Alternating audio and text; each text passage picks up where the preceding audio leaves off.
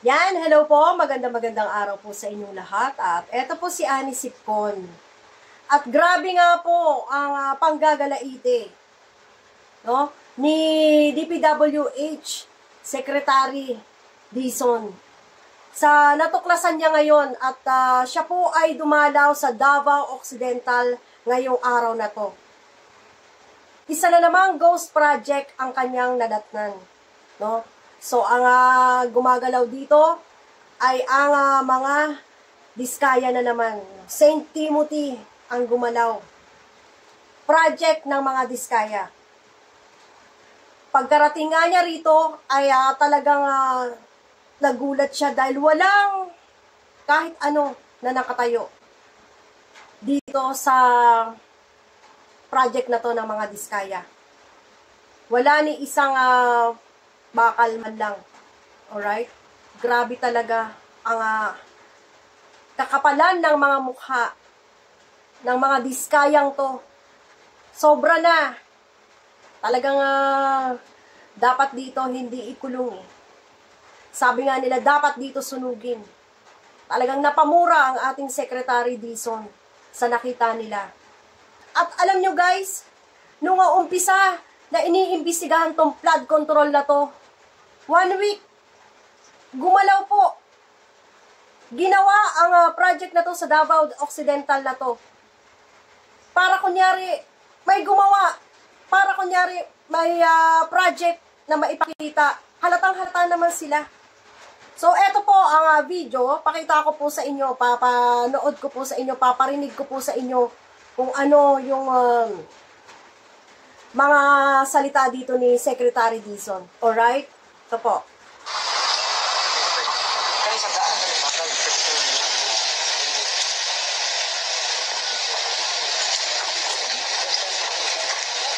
Hindi ka na naawa dyan sa mga estudyante dyan, sa mga tao dito? Hindi mo ba sila iniisip? Bakit ka nagbayad ng hindi complete?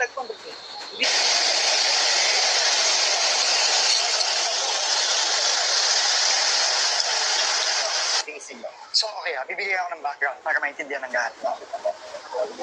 2021 budget proposal for 2022. So, previous administration pa ito. So, guys, ito pong project na to ay panahon pa ni Duterte at panahon ng DPWH Secretary Mark Villar. No? 2021 po ito, naayos yung mga budget dito at 2022 nga ito i-implement sana. Pero ngayon 2025 wala silang nakitang project. 'Di ba? So isa po ito sa nakita ni DPWH sa Secretary Dizon na project nung panahon pa ni Digong at ni Mark Villar, no? Grabe talaga ang talamak, matindi.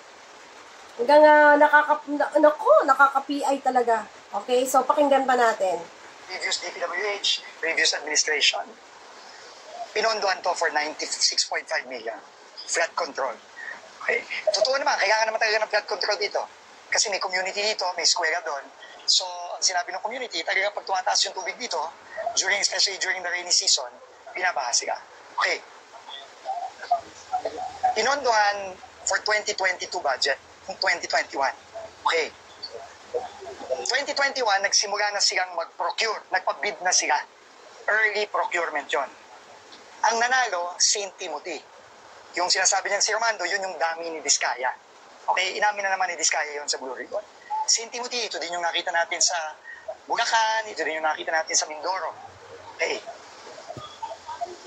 2022, January, inaward niya. At nagsimula kuno siya nung 2022. No, nung January 2022. Okay. October, nakalagay sa record, tapos na daw yung project. 2022 din. Okay, kasi yun ang timeline. Tapos, nagbayad na sila, nagsimula na sila. Grabe, 2022, tapos na. Sa bagay, 2021 kasi, talagang inaward na.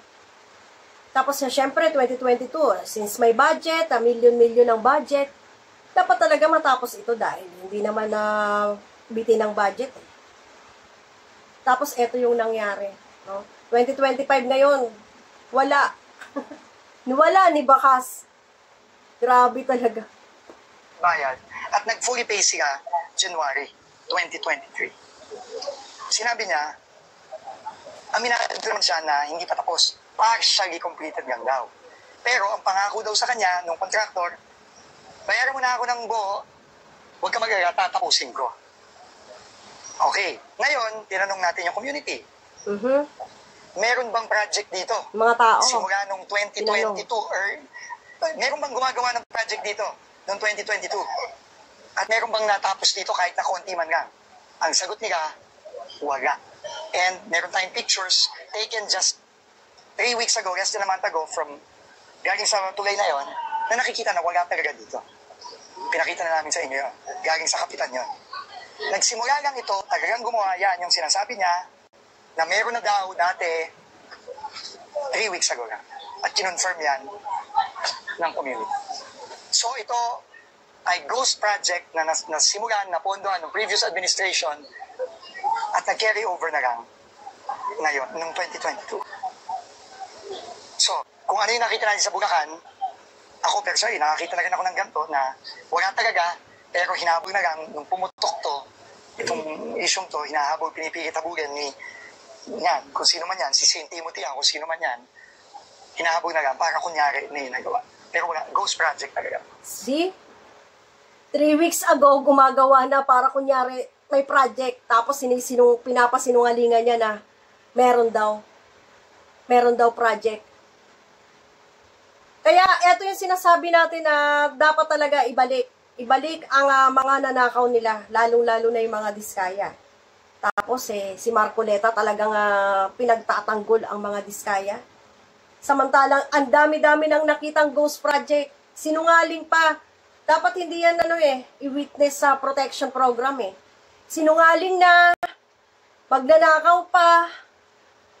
Sobra sa pagkasinungaling tong mga Diskaya na to. Grabe. At ito, papakasuhan na namin yung DE na yan. At kung magsabi siya kung sino pa ang mga involved dito, na ngayon ayaw pa niyang umamin, siguro natatakot siya, lahat yan makakasuhan. And sigurado kulong dito. Kulong to. And the records will show that they paid for a ghost project for 100 million almost. 100 million? Sa mga ibang DE sa buong Pilipinas.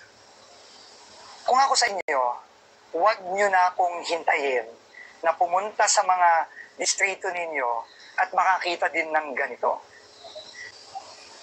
Lumapit na kayo, mag-come forward na kayo, mag-come clean na kayo kasi mahuhuli at mahuhuli din kayo ng ICI. Sa DE, sa mga regional director, magsabi na kayo. Huwag nyo nang hintayin na umabot pa sa ganito. Lumapit na kayo, umami na kayo, mahuhuli din kayo. Ang sinasabi ko sa inyo, wala akong pakialam kahit maubos lahat ng DE sa Pilipinas. Kahit maubos lahat ng RD sa Pilipinas. Wala akong pakialam. Kung kinakailangan, maubos kayong lahat, uubusin namin kayo. At ipopromote na rin natin yung mga maayos dito sa DPWH na hindi ginagawa yung kumukha nung ginawa dito. Grabe, no? Ayan sa mga DE, nananawagan si Secretary Dizon na magkusa na kayong umamin, magkusa na kayong magsabi kung meron talaga kayong ghost project or kung may ginawa talaga kayo. Yun ang panawagan ni Secretary Dizon. Grabe kawawa si Secretary Dizon,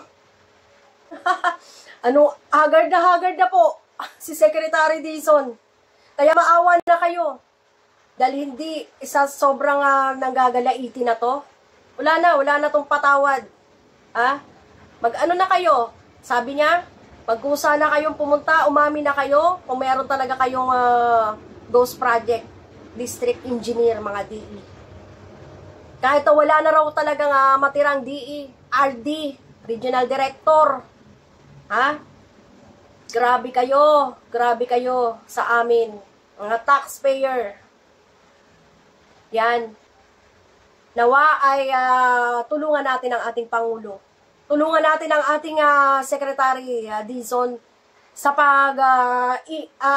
pagsisiwalat ng mga ginagawa nila. So ito po ay panahon ni Digong take note for that.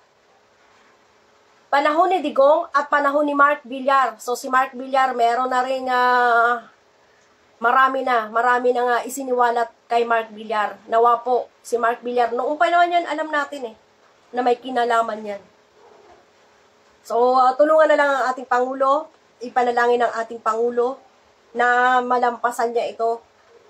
At nawa po ay palakasin pa natin, wag bibigyan ng sakit. Ito si Secretary Dizon. So yan lang po, maraming salamat po at mabuhay ang ating Pangulong Marcos. Bye-bye po.